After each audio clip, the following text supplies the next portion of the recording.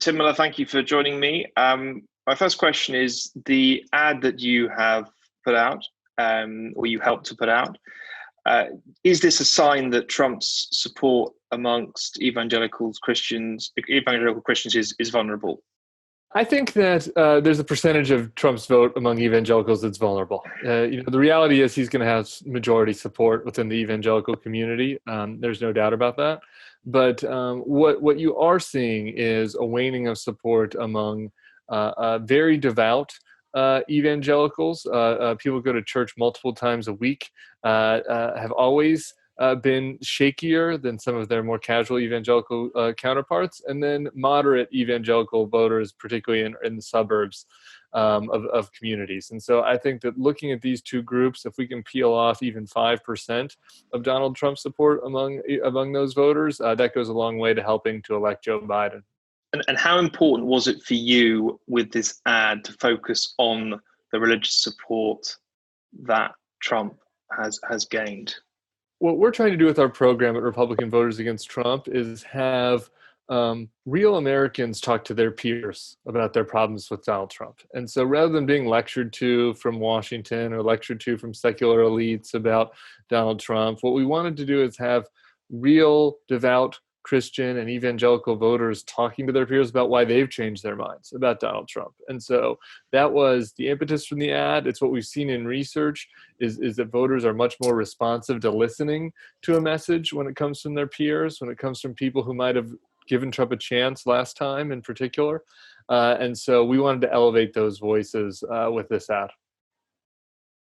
President Trump has, as your ad shows, been using religious symbols in a blatant way for political support in a way we have not seen for a very, very long time, if ever. What impact is that having, do you think, on the voters? I mean, is it backfiring, do you think, given it's so blatant in the way that he is trying to use religious symbols? Yeah. I would say there's two answers to that question. For a long time, it wasn't backfiring because I think that a lot of Christian voters were in on the joke, sort of, sadly, and they understood that they were being used to an extent, but they were getting something out of the deal. But I do think that the moment in front of St. John's in Lafayette Square, which we talk about in the ad, was an inflection point where some percentage of those voters said, this is enough. I've had enough. Attacking clergy people who are innocently protesting outside their church with rubber bullet grenades, just so Donald Trump could hold up a Bible, not even read a verse from it, not even pray.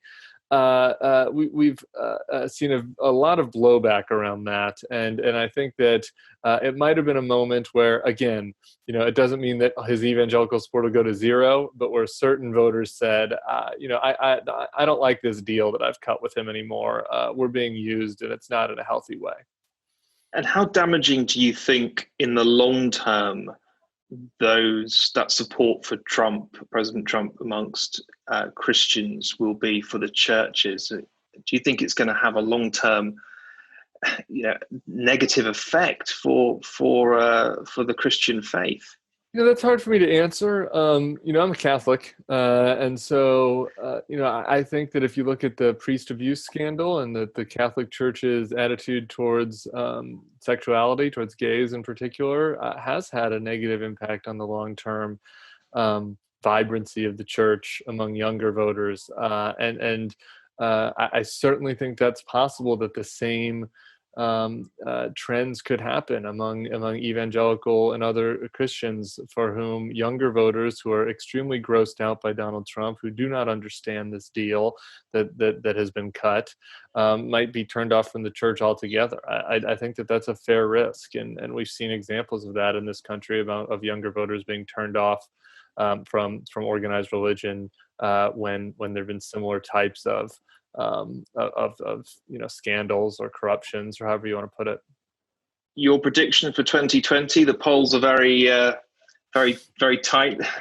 How do you see it playing out? And will you be doing more ads like the one that you put out in terms of Yeah, Christian I'm bad support. at predictions. You can Google my predictions of 2016, and they weren't good. So I'm not going to make any predictions this time. I think that I can talk about the present, and that Donald Trump's status is not good. And so there's a lot of time between now and the election for him to regain support if the economy and the virus turns around. There are a lot of other potential outside things that could happen between now and November, and so we're going to campaign to beat him, and that's the most important thing. We're going to campaign all the way up until he's out of there in January next year, hopefully. As far as our ad campaign is concerned, the ad that we're talking about was running in North Carolina last week, or this week rather, and I do think that we will continue to have more ads of that nature, with voices, with testimonials from Christians, from other religious voters, talking about why they've changed their mind about Donald Trump, and you'll see that in other states as well, Arizona. We just started a campaign in Ohio today, Pennsylvania, Wisconsin as well.